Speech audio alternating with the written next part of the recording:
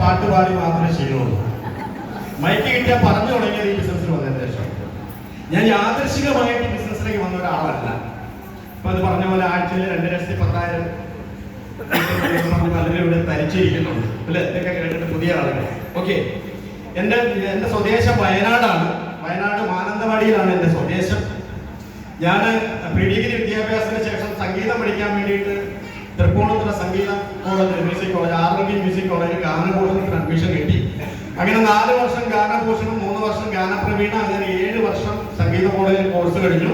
കോഴ്സൊക്കെ കഴിഞ്ഞ് ആ സമയത്ത് ഒരുപാട് ട്യൂഷൻ ക്ലാസ്സുകളൊക്കെ ആയി, എറണാകുളത്ത് ഒരുപാട് ട്യൂഷനും കാര്യങ്ങളൊക്കെ ആയി, പാട്ട് ക്ലാസ്സുകളൊക്കെ ആയിട്ട് വയനാട്ടിലേക്ക് പോകാനൊരു മടിയുണ്ടായിരുന്നു. കാരണം വയനാട്ടിൽ പോയിട്ട് സംഗീതത്തിന് വലിയ സ്കോപ്പൊന്നുമില്ല. അപ്പൊ അതിന് ഏറ്റവും പറ്റിയ സ്ഥലം എറണാകുളം തൃപ്പൂണിത്തുറയാണ്. അപ്പൊ അങ്ങനെ ഇരിക്കുന്ന സമയത്ത് തൃപ്പൂണിത്തുറയിൽ ഒരു കല്യാണം കഴിച്ചു. തൃപ്പൂണിത്തുറക്കാരനായിട്ട് മാറി. അങ്ങനെ തൃപ്പൂണിത്തുറയിലേക്ക് പറിച്ചു നടപ്പെട്ട ഒരാളാണ് ഞാൻ. പക്ഷെ എന്റെ കുടുംബക്കാർ മുഴുവൻ വയനാടാണ്. അച്ഛനും അമ്മ തുടങ്ങി എല്ലാ ഫാമിലി വയനാടാണ്. അങ്ങനെ കല്യാണം കഴിക്കുന്ന സമയത്ത് പാട്ട് പഠിപ്പിക്കൽ മാത്രമായിരുന്നു പണി. പിന്നെ അതിനുശേഷം 2012 സംഗീതമായിട്ട് യാതൊരു ബന്ധമില്ലാത്തൊരു മേഖലയിലാണ് ഞാൻ ജോലി ചെയ്തിരുന്നത്. Star health and allied insurance കമ്പനിയിൽ എറണാകുളം കാക്കനാട് ബ്രാഞ്ചിൽ സെയിൽസ് മാനേജറായിട്ട് 2012 കയറുന്നു. അങ്ങനെ 2014 സീനിയർ സെയിൽസ് മാനേജറായിട്ട് പ്രൊമോഷൻ കിട്ടുന്നു. അങ്ങനെ എന്റെ ഇൻഷുറൻസ് കമ്പനിയിലെ ജോലി, ഒപ്പം സംഗീത ക്ലാസുകളും പ്രോഗ്രാമുകളും ഒക്കെ ആയിട്ട് ജീവിക്കുന്ന സമയത്ത് 2014 വയനാട്ടിൽ നിന്ന് എന്റെ ഫോണിലേക്ക് ഒരു കോള് വരികയാണ്. വേറെ ആരുമല്ല വിളിച്ചത്, എന്റെ സ്വന്തം അനിയൻ MS Prasad.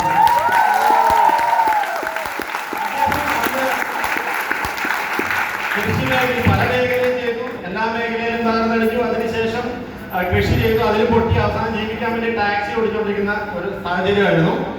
Mananthavady Thalappuzha jeep taxi ഡ്രൈവറായിട്ട് നിൽക്കുന്ന സമയം.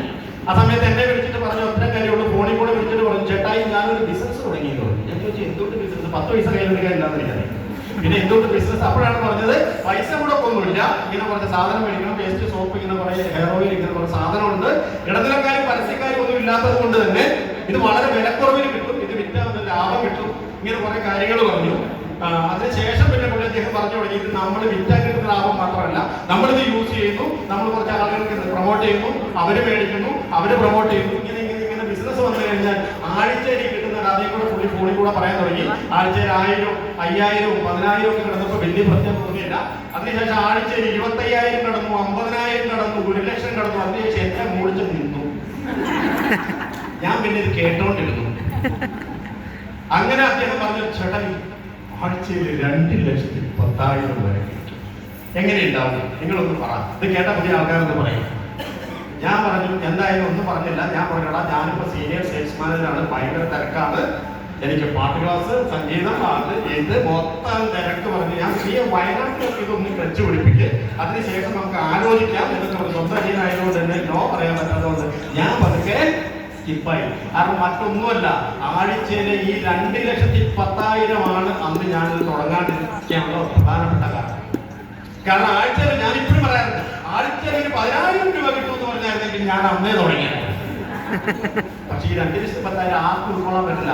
കാരണം ഇത് പറ്റില്ല. കാരണം നമ്മുടെ മുമ്പ് സംസാരിച്ച സാർ പറഞ്ഞതുപോലെ ഇതൊന്നും, കാരണം ഒരുപാട് മേഖലയിൽ പ്രവർത്തിക്കുന്ന ആളുകളാണ് നമ്മൾ. ആഴ്ചയിൽ 2,10,000 സോപ്പ് പേസ്റ്റ് കിട്ടുമെന്ന് പറഞ്ഞാൽ ലോജിക്കലി നമുക്ക് ആത്മവിശ്വാസം വന്നില്ല. എന്തായാലും കാലങ്ങൾ കടന്നുപോയി. 2014 കഴിഞ്ഞു, 15 കഴിഞ്ഞു, 16 കഴിഞ്ഞു. പക്ഷെ ഇതിനിടയ്ക്ക് വേറെ ചില കാര്യങ്ങളുണ്ട്. ഞാൻ ഇടയ്ക്ക് വീട്ടിലേക്ക് വിളിക്കും. അപ്പൊ ഇദ്ദേഹം വയനാട്ടിൽ കുറച്ച് ആളുകളൊക്കെ സ്റ്റാർട്ട് ചെയ്തിട്ട് അവരിട്ടിട്ട് അവരെ വഴിക്ക് പോയി.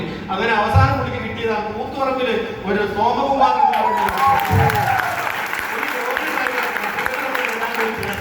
എന്തായാലും വല്ല ബിരിയാണി കിട്ടിയാലോ എന്ന് വിചാരിച്ചിട്ട് പുള്ളി സ്റ്റാർട്ട് ചെയ്തു. ഓക്കെ, അതിനുശേഷം പുള്ളി വേറൊരാളെ കിട്ടി. അത് കോഴിക്കോട് മേപ്പയ്യൂർ സ്വദേശി സത്യമാൻ. കോഴിക്കോട് പിന്നെ മുത്തുപറമ്പിലൊക്കെ ആയിട്ട് ചില റൂമൊക്കെ എടുത്ത് ഇങ്ങനെ പരിപാടി തുടങ്ങി. അപ്പൊ ഞാൻ ഇടയ്ക്ക് വീട്ടിലോട്ട് വിളിക്കും.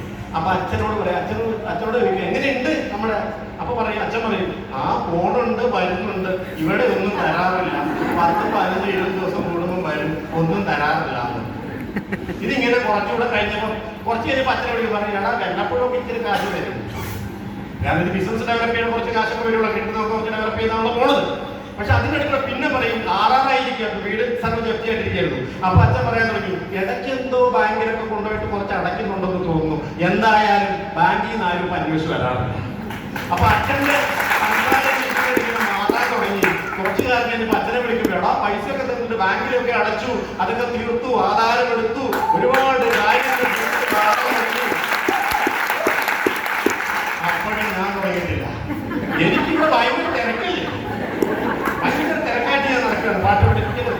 നിങ്ങളൊരു കാര്യം അറിയണം, ഇത്രയും കാലമായിട്ട് തൃപ്പൂണിത്തുറ താമസിച്ച് സ്വന്തമായിട്ട് വീട് വെക്കാൻ പറ്റിയിട്ടില്ല, വാടകയ്ക്ക് ഇത്രയും വർഷങ്ങൾ താമസിച്ചു. അപ്പൊ ഇങ്ങനെയൊക്കെ കാര്യങ്ങൾ മുമ്പോട്ട് പോയിക്കൊണ്ടിരിക്കുകയാണ്. അപ്പോഴും ഞാൻ കാരണം അപ്പോഴും നമുക്ക് സംശയമാണ്, അല്ലേ? ശരിയല്ലേ? 2,10,000 കിട്ടി. ഇതിപ്പോ എത്ര കാലം കിട്ടും? ഇത് എത്ര കാലം കൊടുക്കാൻ കമ്പനി ഇവിടെ ഉണ്ടാവും? പിന്നെ നമ്മുടെ സംശയം അങ്ങനെ കിട്ടും.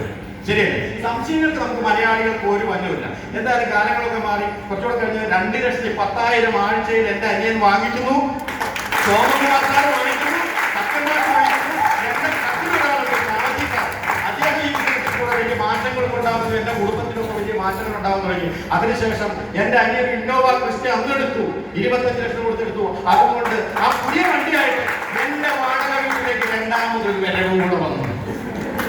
അപ്പൊ എന്റെ വീട്ടിൽ ചെറിയ നെറ്റൊക്കെ പൊട്ടിത്തുടങ്ങി. അപ്പൊ നോക്കി, അന്ന് NTC റാങ്കിലാണ് അദ്ദേഹം. അങ്ങനെ ഞാൻ പറഞ്ഞു കാര്യങ്ങളൊക്കെ എനിക്ക് പറഞ്ഞു. ഒറ്റ രാത്രി അന്ന് കിടന്നപ്പോൾ വെളുപ്പിന് 5 മണിയായി. അന്ന് കമ്പനി എന്താണ്, പ്രോഡക്റ്റ് എന്താണ്, എങ്ങനെയാണ് ബിസിനസ്, എന്റെ സംശയങ്ങൾ മുഴുവൻ തീർത്തു. എന്നോട് പറഞ്ഞ ഒറ്റ കാര്യമുള്ളൂ, 3 വർഷം കൂടെ നിൽക്കണം, 3 വർഷം കൊണ്ട് നിങ്ങളുടെ വീടിന്റെ പണി നടക്കും, ഇവിടെ വീട് വെക്കാൻ പറ്റും, ഒരുപാട് കാര്യങ്ങൾ സ്വപ്നങ്ങൾ അന്ന് എനിക്ക് പറഞ്ഞു തന്നു. അപ്പോഴും എന്റെ മനസ്സിലേക്ക് തന്നു, അത്ര കയറിയില്ല. അപ്പോഴും എന്റെ മനസ്സിൽ ആഴ്ചക്ക് ഒരു 10,000 കിട്ടിയാൽ വലിയ സംഭവം എതിർക്കല്ലേ? സാധാരണ 50,000 രൂപയൊക്കെ വരുമാനം സാധനമൊക്കെ ആയിട്ട് നമ്മളെ സംബന്ധിച്ച് ആഴ്ചക്ക് 10,000 കിട്ടിയെന്ന് പറയുന്ന മാസം എത്രയും 40,000 രൂപയും. പക്ഷേ അങ്ങനെ തുടങ്ങിയതാണ്. ഇന്ന് 7 വർഷം ഞാൻ സംഗീത കോളേജിൽ പഠിച്ചു, ജീവിച്ചു പോയി, ഇൻഷുറൻസ് ചെയ്തു, ജീവിച്ചു പോയി. സ്വന്തമായിട്ട് വീടോ ഒന്നും കാര്യങ്ങളോ ഒന്നും അതുവരെ ഉണ്ടായിട്ടില്ല. അന്ന് ഞാൻ അനിയന്റെ കൂടെ സ്റ്റാർട്ട് ചെയ്തു. ഇന്ന് 7.5 വർഷം പൂർത്തിയാവുന്നു. 3 വർഷത്തിനുള്ളിൽ തന്നെ എന്റെ വീടിന്റെ പണി ഞാൻ അവിടെ പൂർത്തിയാക്കി. തൃപ്പൂണിത്തുറ സ്വന്തമായിട്ട്. അതിനു മുമ്പ് 10,000 രൂപ പോലും ബാങ്ക് ബാലൻസ് എനിക്ക് ഉണ്ടായിട്ടില്ല. പക്ഷെ ഈ ബിസിനസ്സിൽ വന്നതിന് ശേഷം ഹൗസ് വാമിങ്ങിന് മുമ്പ് 13 ലക്ഷം രൂപ കൊണ്ടുള്ള ടാറ്റ നെക്സോൺ കാറും കൂടെയാണ്. വെറുതെ കിട്ടുന്നതല്ല, ഇതിന് നമ്മൾ കുറച്ച് കാര്യങ്ങൾ പഠിക്കാനുണ്ട്, സിമ്പിളായിട്ട് കുറച്ച് കാര്യങ്ങൾ പഠിക്കാനുണ്ട്. സിസ്റ്റം എന്നൊക്കെ പറയും. ഞാൻ പറയാറുണ്ട്, സംഗീത കോളേജിൽ സംഗീതം പഠിപ്പിക്കുന്ന വിദ്യാർത്ഥിയെ സംബന്ധിച്ച് അവരുടെ വിദ്യാഭ്യാസം പ്രശ്നമല്ല, പ്രായം പ്രശ്നമല്ല, ഒന്നും പ്രശ്നമല്ല. എന്ത് വേണം സംഗീതം പഠിക്കണമെങ്കിൽ? ബേസിക്കലി സംഗീതം പാടാൻ ഒരു കഴിവ് വേണം, നല്ല ശബ്ദം, ഇതൊക്കെ വേണം. ഇതൊക്കെ ഉണ്ടെങ്കിൽ നമുക്ക് വേണ്ട ഒരു കാര്യമുണ്ട്, നന്നായി പ്രവർത്തിക്കാനും കഷ്ടപ്പെടാനും പ്രാക്ടീസ് ചെയ്യാനും. ഒരുപാട് കഷ്ടപ്പെട്ടാൽ അതിലേക്ക് എന്തെങ്കിലുമൊക്കെ നമുക്ക് ചെയ്യാൻ പറ്റുള്ളൂ. അതിനൊരു സിസ്റ്റം ഉണ്ട്. നല്ലൊരു ഗുരുനാഥൻ വേണം, അല്ലേ? നല്ലൊരു ഗുരുവിനെ കിട്ടണം, നല്ല ആൾ അങ്ങനെ പഠിച്ച് സിസ്റ്റമാറ്റിക് ആയിട്ട് പഠിക്കണം. പക്ഷെ ഇവിടെ ഒരു കാര്യമുണ്ട്, അതുപോലെ തന്നെയാണ് മൈലൈറ്റൽ മാർക്കറ്റിംഗ്. ഇവിടെ എന്താണെന്ന് വെച്ച് കഴിഞ്ഞാൽ ഇവിടെ പ്രായം പ്രശ്നമല്ല, വിദ്യാഭ്യാസ യോഗ്യത ആരും ചോദിക്കാറില്ല.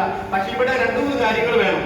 ഒന്നാമത്തെ കാര്യം, ജീവിതത്തിന് പൈസയ്ക്ക് ആവശ്യമുള്ള ഒരാളായിരിക്കണം. മിനിമം പൈസയ്ക്ക് ആവശ്യമുള്ള ഒരാളായിരിക്കണം. അല്ലെങ്കിൽ ഡ്രീംസ് വേണം. അത് ഞാൻ എപ്പോഴും പറയാറുണ്ട്, അടിയെ ഞാൻ കാണിച്ചു കൊടുക്കാറുണ്ട്.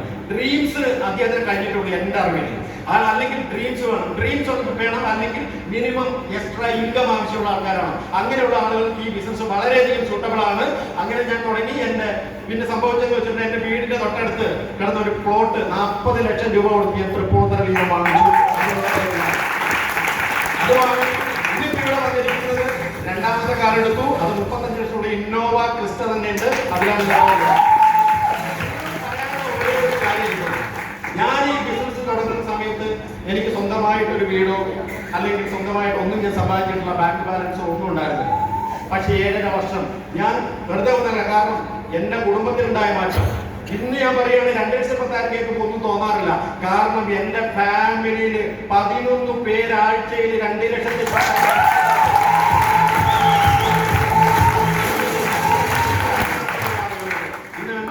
എന്ന് പറയുന്നത്. ഇന്നിപ്പം പ്രധാനമായിട്ടും അനിയനൊന്ന് സ്റ്റാർട്ട് ചെയ്തത് 170-ലധികം വ്യക്തികൾ അദ്ദേഹത്തിന്റെ കൂടെ 2,10,000 മേടിച്ച ആളുകളുണ്ട്. ഇന്ന് അദ്ദേഹം താമസിക്കുന്നത് ഇവിടെ അടുത്ത് തന്നെയാണ്, അമലാനഗറിലാണ് താമസിക്കുന്നത്, എലൈറ്റ് മെഡോസിലാണ് താമസിക്കുന്നത്. ഇന്ന് ബെൻസും BMW എല്ലാം മെയിൻറ്റെയിൻ ചെയ്യുന്നു. ഇത് വലിയൊരു ബിസിനസ്സുകാരനായിട്ട്, വ്യവസായിയായിട്ട്, ഇത് സാധാരണ ഒരു ബിസിനസ് അല്ല. നമ്മൾ ഒരിക്കലും അതിനെ കാണരുത്. കാരണം ഇത് കോടികൾ ഉണ്ടാക്കാൻ വേണ്ടിയുള്ള ബിസിനസ്സാണ്, കോടികൾ.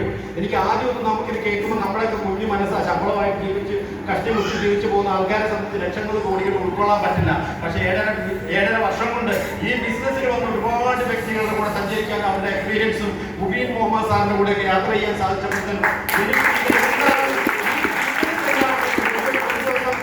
മുബീൻ സാറിന്റെ കൂടെ യാത്ര ചെയ്ത അദ്ദേഹം പറഞ്ഞു, ഞാൻ അദ്ദേഹം 1 കോടി രൂപയ്ക്ക് മുകളിൽ വരുമാനമായിരുന്നുണ്ട്. അപ്പൊ ഞാൻ വിചാരിച്ചു ഇദ്ദേഹം ഈ പൈസക്ക് എന്ത് ചെയ്യുന്നുണ്ടോ, 1 കോടിയൊക്കെ മാസം കിട്ടി എന്ത് ചെയ്യുന്നുണ്ടോ. അദ്ദേഹം പറഞ്ഞു വന്നപ്പോൾ പറയാം, പുള്ളി 10 കോടി കിട്ടിയാലേ ഉള്ള കാര്യം നടക്കും. പുള്ളി ആദ്യമായിട്ട് ഫ്ലൈറ്റ് എടുക്കാൻ പോകുന്ന കാര്യത്തെ കുറിച്ചൊക്കെയാണ് സംസാരിക്കുന്നത്. സത്യം പറഞ്ഞാൽ നമ്മൾ സംഗീതം പോലെ തന്നെയാണ്. കാരണം നമ്മൾ പറയും പഠിക്കും തോറും ഇത് അനന്ത സാഗരമാണ്. 94-ാമത്തെ വയസ്സിന് തൊട്ടുള്ള മുമ്പുള്ള ഇന്റർവ്യൂ, 94-ാമത്തെ വയസ്സിന് ദക്ഷിണാമൂർത്തി സ്വാമി മരിക്കുന്നതിന് തൊട്ടു മുമ്പുള്ള ഒരു ഇന്റർവ്യൂവിലും അദ്ദേഹം പറഞ്ഞു ഇത് അനന്ത സാഗരമാണ്, ഞാനൊരു ശിശുവാണ്. നമ്മുടെ ദാസേട്ടന് 84-85 വയസ്സായി.